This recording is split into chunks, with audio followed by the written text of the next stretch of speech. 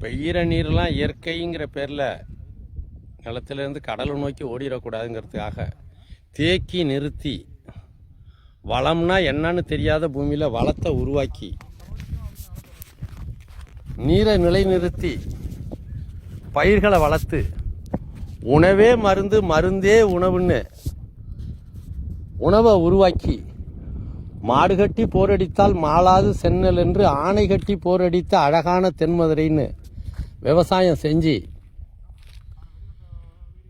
தின்ன கண்ட இடமெல்லாம் சோறு போட்டு சத்திரம் கண்ட இடமெல்லாம் சோறு போட்டு கோயில் கண்ட இடமெல்லாம் சோறு போட்டு வர்றவன் போகிறவனுக்கெல்லாம் சோறு போட்டு விரும்பினா வேலைக்கு போகலாம், விரும்பலைன்னா அமைதியாக பத்திரமா வாழலாம் அப்படின்னு தின்ன வச்சு வீடு கட்டி சுதந்திரமாக வாழ்ந்த உழவன் வளத்தை உருவாக்குறதுக்காகவே நீரை நிறுத்தினாதான் பூமியில் நிற்குங்கிறதுக்காக நீரை நிறுத்தி எல்லா வளத்தையும் உருவாக்கி நடவு நட்ட அறுவடை, விதைச்ச அறுவடை அப்படின்னு வாழ்ந்த உழவர் கூட்டம் நாடென்ப நாடா வளம் அப்படின்னு சொல்லு.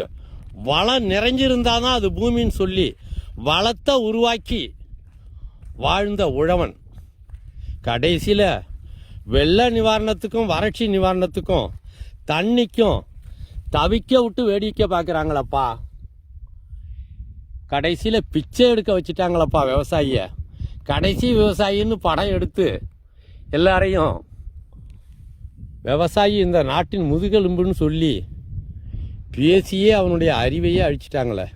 வரப்புயர நீர் உயருங்கிற அறிவியல் அழித்து வரப்பெல்லாம் உடைச்சிட்டு நீரை தேக்கி நிற்கிற அமைப்பே இல்லாமல் பண்ணிட்டாங்களே. நீரை உறிஞ்சுகிற புஞ்சை கட்டமைப்பை அழிச்சிட்டாங்களேங்க. மீண்டும் தமிழ் மண்ணில் தமிழ் இளைஞர்கள் சிந்திங்க. நீரை உறிஞ்ச வைக்கிறது எப்படி, நீரை தேக்கிறது எப்படி, நிலத்தில் வளத்தை உருவாக்கின அந்த தமிழ் உழவனுடைய அறிவியல் எங்கே போச்சுன்னு யோசிங்க. மீண்டும் எழுகிறது தமிழ் உழவனுடைய அறிவியல். உலகம் காப்பதற்காக உழவன் என்பவன் உலகத்திற்கே பொதுவானவன்.